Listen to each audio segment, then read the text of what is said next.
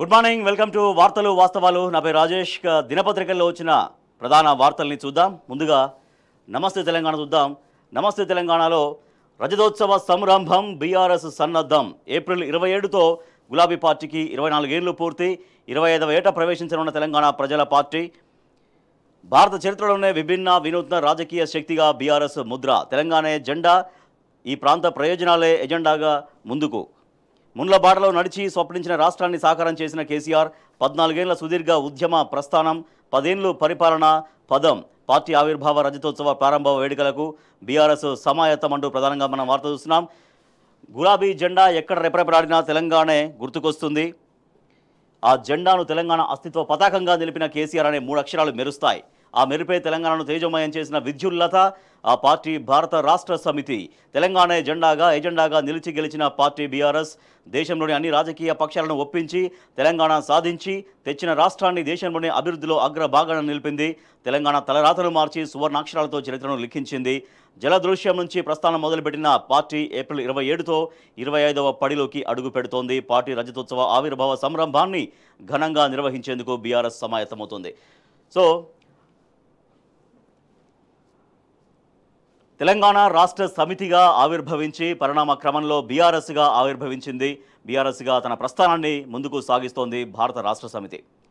So నాడు జలదృశ్యం నుంచి ఇవాల్టి దాకా పూర్తిగా ప్రజల పక్షాన ఉండి ఒక లక్ష్యం కోసం ఏర్పాటైనటువంటి పార్టీ. ఆ లక్ష్యమే తెలంగాణ రాష్ట్ర సాధన. సో 14 ఏళ్ల సుదీర్ఘ ఉద్యమ పోరాటాన్ని కొనసాగించింది.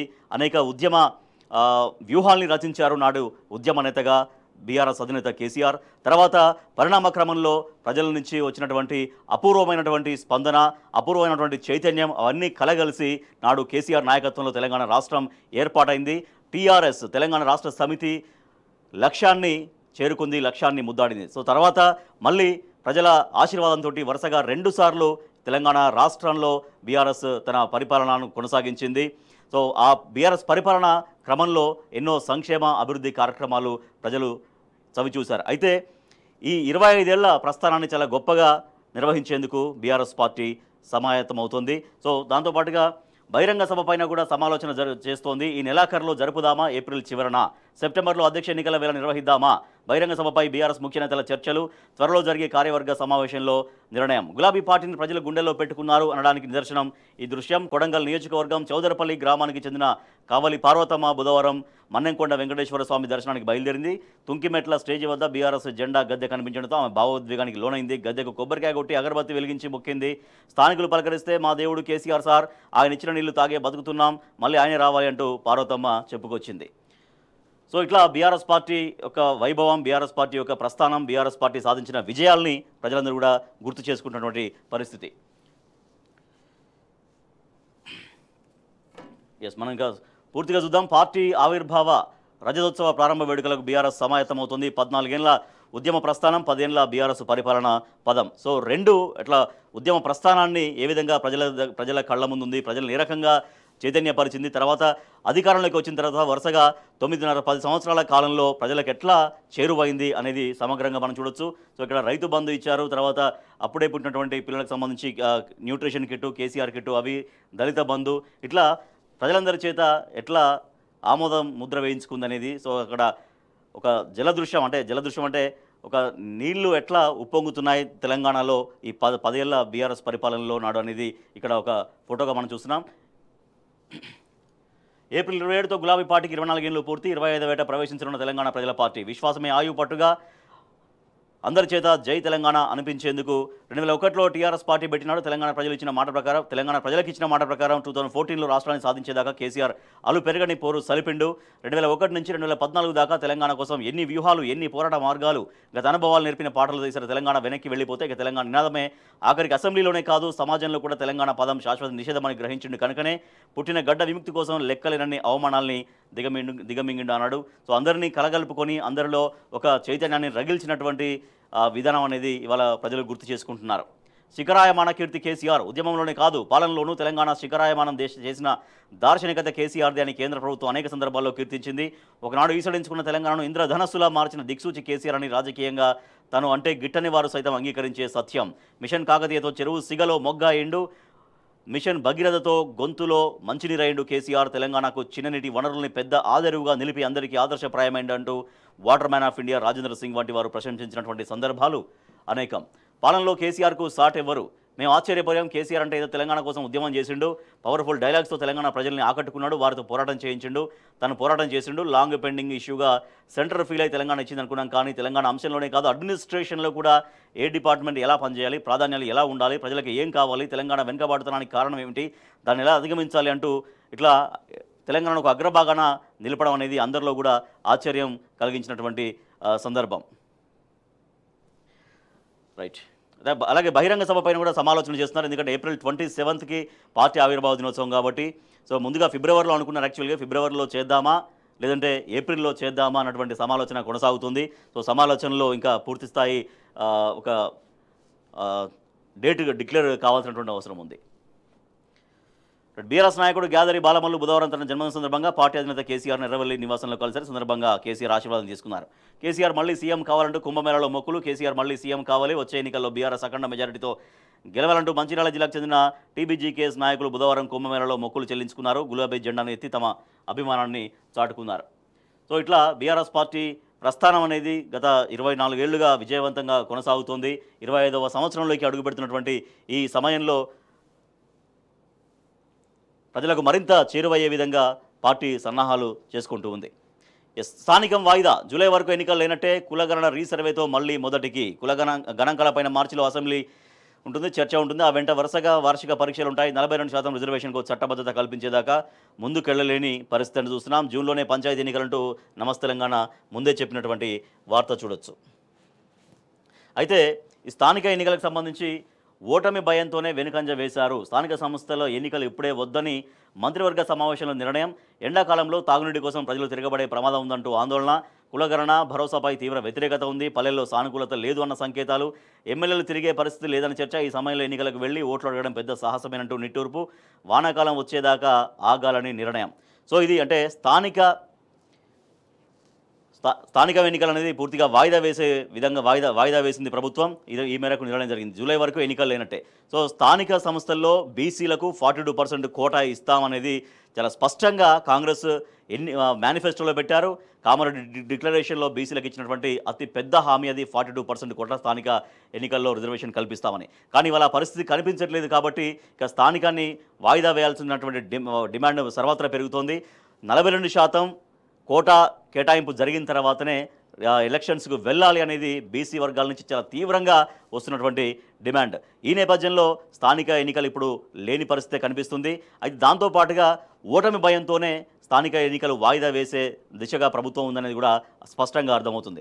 ఎందుకంటే ఈ సమయంలో ప్రభుత్వం నుంచి అన్ని వర్గాల నుంచి తీవ్రంగా వ్యతిరేకత వస్తుంది కాబట్టి జనాల్లోకి వెళితే అనేక సమస్యలు ఉంటాయి.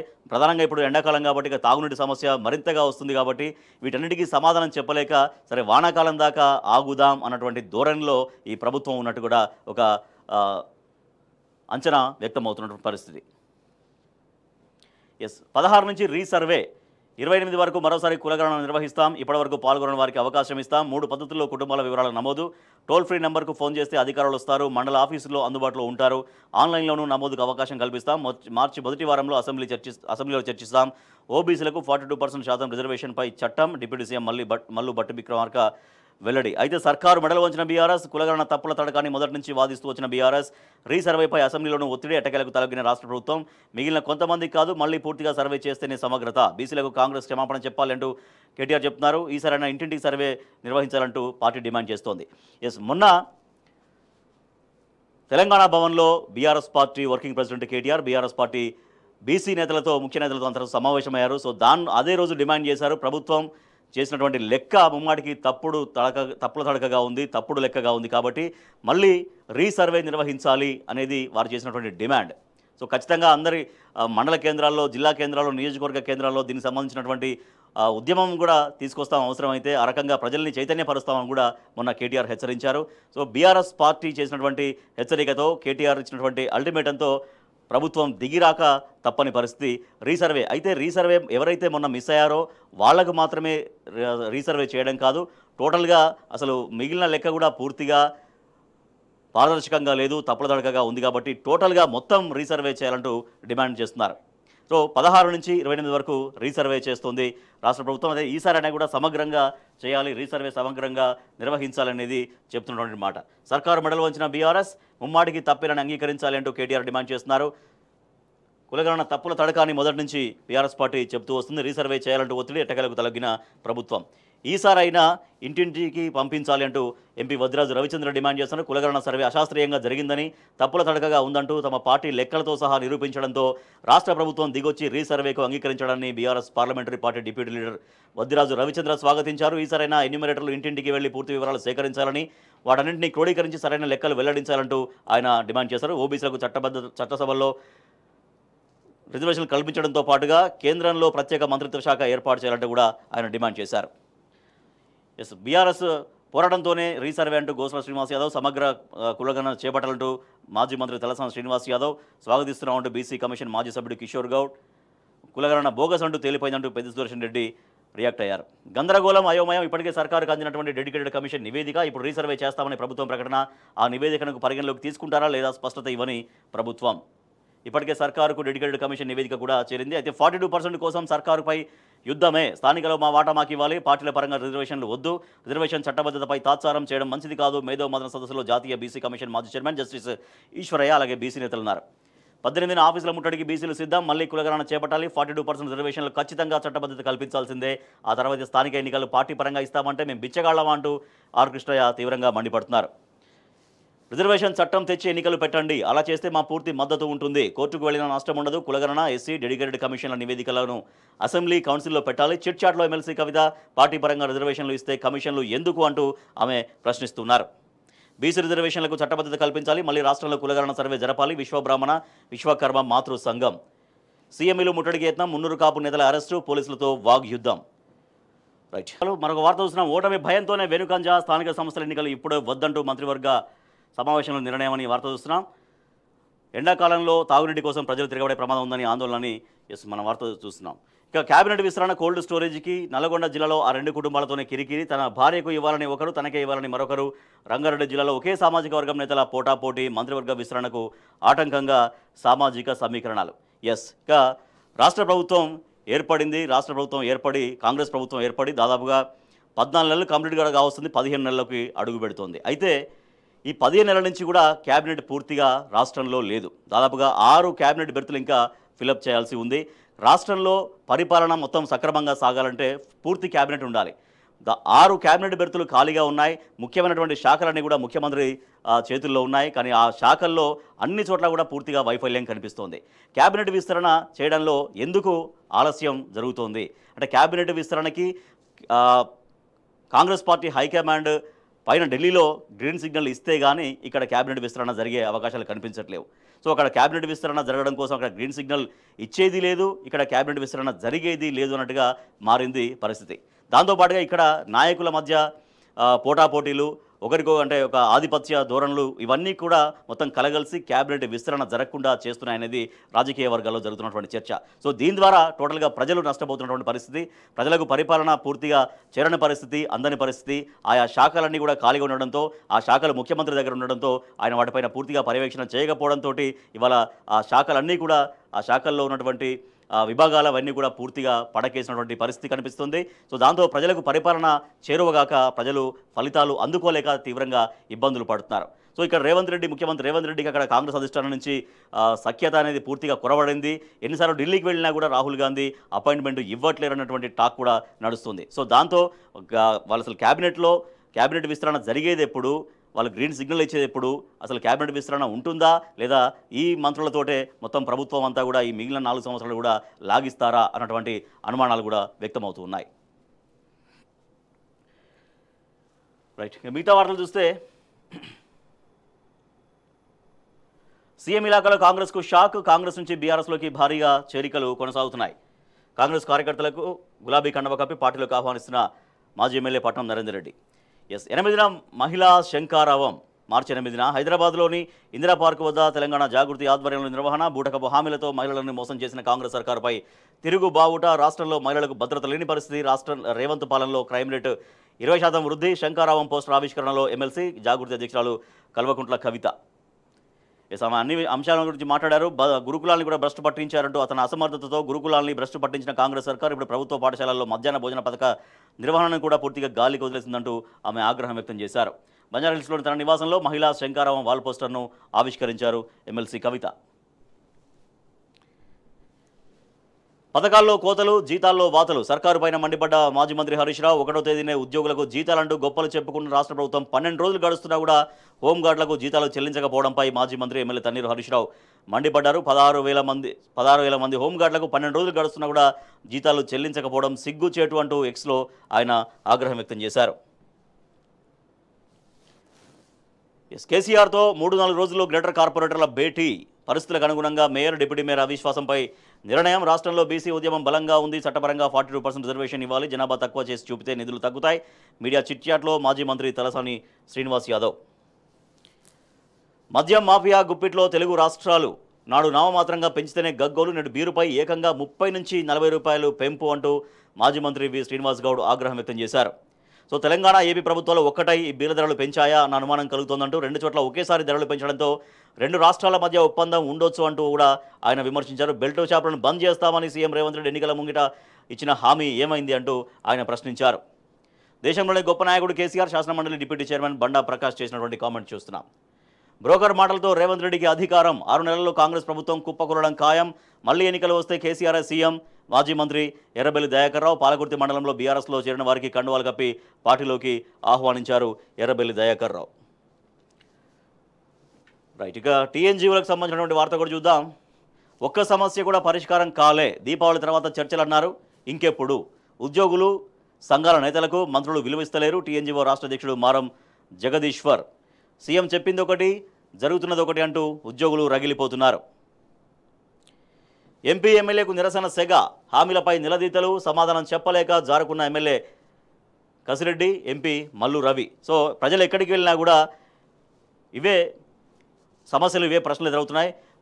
ప్రజల దగ్గరికి కాంగ్రెస్ పార్టీ నాయకులు, ఎమ్మెల్యేలు కావచ్చు, మంత్రులు కావచ్చు వెళితే అక్కడ ప్రజల నుంచి వచ్చేటువంటి ప్రశ్నలు అనేక ఉన్నాయి.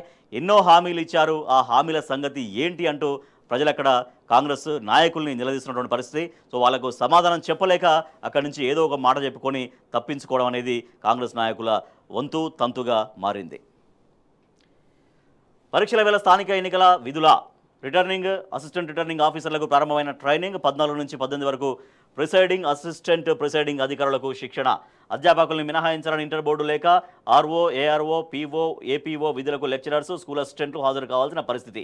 వైపు ఇంటర్ ప్రాక్టికల్స్, ఎస్ఎస్సి, ఎఫ్ఏ మార్కుల స్థిరీకరణ విధులున్నాయి. తలలు పట్టుకుంటున్నటువంటి అధికారులు అంతా గందరగోళం అనే వార్త చూస్తున్నాం. ఆదాని కోసం దేశ భద్రత గాలికి.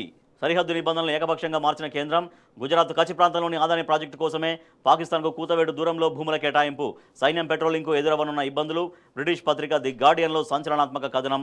దేశ భద్రతకు ముప్పేనంటున్న రక్షణ రంగ నిపుణులు. ఉచితాలు ఇస్తే ప్రజలు పనిచేయరు. ఉచిత హామీలు ఎంతమాత్రం మంచివి కావు. సర్వోన్నత న్యాయస్థానం కీలక వ్యాఖ్యలు. ఉచితాల పేరిట ప్రజల్ని పరాన్నజీవులుగా మార్చట్లేదా అంటూ రాజకీయ పార్టీలకు ప్రశ్న అంటూ ఈ వార్త చూస్తున్నాం. సంక్షేమ పథకాల వల్లే కార్మికుల కొరత. మండుతున్న వంట నూనె ధరలు. 15 రోజుల్లోనే 5% పైగా పెరిగిన రేట్లు. రూపాయి పతనంతో మరింత పెరిగే అవకాశం. దిగుమతి చేసుకునే పండ్ల ధరలకు రెక్కలు. వంట నూనెల ధరలు పెరుగుదల ఎట్లా ఉందనేది మనం చూడొచ్చు.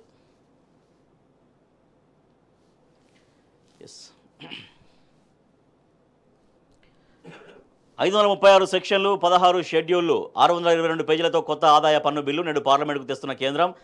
అసెస్మెంట్ ఇయర్ స్థానంలో ట్యాక్స్ ఇయర్ వచ్చే ఏడాది ఏప్రిల్ 1 నుంచి అమల్లోకి అంటూ ఈ వార్త చూడొచ్చు.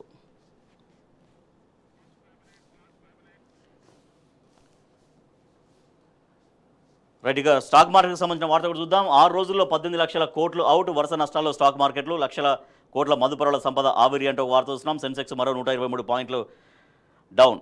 ఇక ఫోన్ ట్యాపింగ్ కేసు వెనుక రాజకీయ కుట్ర. అనుమానాలు తప్ప ఆధారాలు లేవు. హైకోర్టులో శేషాద్రి వాదన. హరీష్ రావును అరెస్టు చేయవద్దన్న ఉత్తర్వుల్ని పొడిగించిన హైకోర్టు. తదుపరి విచారణ 19కి వాయిదా అంటూ ఈ వార్త చూస్తున్నాం.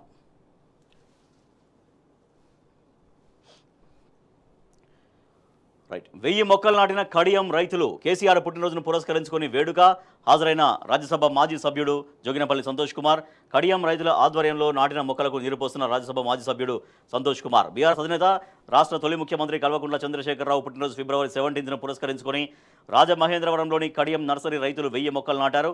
గ్రీన్ ఇండియా ఛాలెంజ్ పిలుపు మేరకు వృక్షార్చనలో భాగంగా బుధవారం నిర్వహించిన ఈ వేడుకకు గ్రీన్ ఇండియా ఛాలెంజ్ సృష్టికర్త రాజ్యసభ మాజీ సభ్యులు సంతోష్ కుమార్ ముఖ్య అతిథిగా హాజరై వారితో కలిసి ఉత్సాహంగా మొక్కలు నాటారు.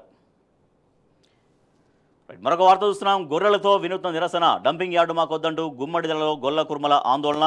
డంపింగ్ యార్డుకు వ్యతిరేకంగా గుమ్మడిదలలో జాతీయ రహదారిపై గొర్రెలతో వినూత్నంగా నిరసన చేస్తున్న రైతు జేఏసీ నాయకులు. పారానగర్ వ్యర్థ నిర్వహణ కేంద్రం పనులకు బ్రేక్, పనులు వెంటనే నిలిపివేయాలంటూ మధ్యంతర ఉత్తర్వులు జారీ. 25కు విచారణ వాయిదా వేసిన హైకోర్టు అంటూ ఈ వార్త చూస్తున్నాం. రైతులపై మంత్రి కోమటిరెడ్డి జులుం. మిమ్మల్ని ఇక్కడికి ఎవరు రమ్మన్నారు? మీ ఎమ్మెల్యేని తీసుకొని రమ్మన్న మంత్రి. అవమాన భారంతో వెనుదిరిగిన మల్లేపల్లి భూ నిర్వాసితులు. మంత్రి కోమటిరెడ్డి అవమానించారంటూ మీడియా ఎదుట ఆవేదన వ్యక్తం చేసినటువంటి రైతులు. రాహుల్ గాంధీ ఇచ్చిన మాట నిలుపుకో. 18 ఏళ్ల నిన్న మహిళలకు కాంగ్రెస్ నేత రాహుల్ గాంధీ ఇచ్చిన మాట నిలుపుకోవాలంటూ బుధవారం కరీంనగర్ జిల్లాలో బీఆర్ఎస్ టౌన్ అధ్యక్షుడు కొమ్ము నరేష్ ఆధ్వర్యంలో మహిళలు పోస్ట్ కార్డులు రాసి నిరసన తెలిపారు. 3 ఎకరాల వరకు రైతు భరోసా పడిందంటూ ప్రభుత్వం వెల్లడించింది. ఇప్పటివరకు మొత్తం 44.82 లక్షల మందికి నగదు జమ అంటూ స్పష్టం చేసింది. ఖమ్మంలో మిర్చి రైతుల ఆందోళన ఒక వార్త చూస్తున్నాం. అలాగే కాళేశ్వరంలో రోడ్డుకు భూములు ఇవ్వమంటూ మరొక వార్త మనం చూస్తున్నాం. జయశంకర్ భూపాల జిల్లా మాదేవపురం మండలంలోని కాళేశ్వరంలో నేషనల్ హైవే బైపాస్ రోడ్డు నిర్మాణానికి తమ భూములు లాక్కోవద్దంటూ రైతులు చెప్తున్నారు. ఉద్దండాపూర్ కట్టపై రైతులు ధర్నాని మరొక వార్త చూడొచ్చు. పోలీసులతో భయపెట్టి భూసేకరణ. శివనగూడెం ప్రాజెక్టు వద్ద పనుల్ని అడ్డుకొని ఆందోళన తెలుపుతున్నటువంటి బాధితులు. మనోవేదనతో RRR బాధిత రైతు మృతి. యాదాద్రి జిల్లా చౌటుప్పల్లో విషాదం. మరో రైతు ఆత్మహత్య. సాగు కలిసిరాక మనస్తాపం. మహబూబాబాద్ జిల్లాలో అప్పుల భారంతో బలవన్ మరణం. సో రైతుల ఆత్మహత్యలు మాత్రం ఆగట్లేవు. రాష్ట్రంలో ఇప్పటిదాకా రాష్ట్ర ప్రభుత్వం ఏర్పడి 400 రోజులు దాటింది. అలాగే రైతు ఆత్మహత్యల సంఖ్య కూడా 400 దాటింది. 425 రైతుల ఆత్మహత్యలు ఈ 14-15 నెలల కాలంలో జరిగాయంటే ఎంత దయనీయంగా ఈ పరిస్థితి ఉందో అర్థం చేసుకోవచ్చు. రైతులకు ధైర్యం కల్పించడంలో, రైతులకు మేమున్నామని చెప్పడంలో ప్రభుత్వం ముమ్మాటికి వైఫల్యం చెందింది. రైతులు వ్యవసాయం చేసి పంట పండించి ఒక ధాన్యాగారంగా తెలంగాణను మార్చాల్సిన రైతు ఇవాళ ఎందుకు ఆత్మహత్య బాట పడుతున్నాడు? రైతుకు ఎందుకు ధైర్యం కల్పించలేకపోతుంది ప్రభుత్వం అంటూ చాలా తీవ్రంగా ఒక ఆందోళనకరమైన పరిస్థితి నెలకొంది. ఇట్లాగే కొనసాగితే రైతులకు భరోసా కల్పించలేకపోతే, రైతులకు ఒక నమ్మకం కలిగించలేకపోతే ఈ ప్రభుత్వం ఏం చేస్తున్నట్టు అనేది ప్రశ్నలు ప్రజల నుంచి వస్తున్నటువంటివి. యూరియా కోసం క్యూలో చెప్పులు. యూరియా కోసం రైతులు ఆందోళన చెందుతున్నారు. కరీంనగర్ జిల్లా సైదాపూర్ మండలం వెన్నంపల్లి సింగిల్ విండో ఎదుట రైతులు యూరియా కోసం ఉదయాన్నే తరలి వచ్చి క్యూలో ఇలా చెప్పులు, రాళ్ళు, డబ్బాలు పెట్టి నిరీక్షించారు. మళ్ళీ యూరియా కోసం క్యూ లైన్లో వేచి చూస్తున్నటువంటి పరిస్థితి. ఇక మిగతా పత్రికల్లో వచ్చిన వార్తలు చూస్తే సాక్షి చూస్తాం. స్థానికం ఇప్పట్లో లేనట్లే. మరో విడత కులగణన సర్వే నిర్వహణకు సర్కారు నిర్ణయం. బీసీలకు 42% రిజర్వేషన్లకు చట్టబద్ధత కల్పిస్తామని ప్రకటన అనేది ఒకటి చూస్తే,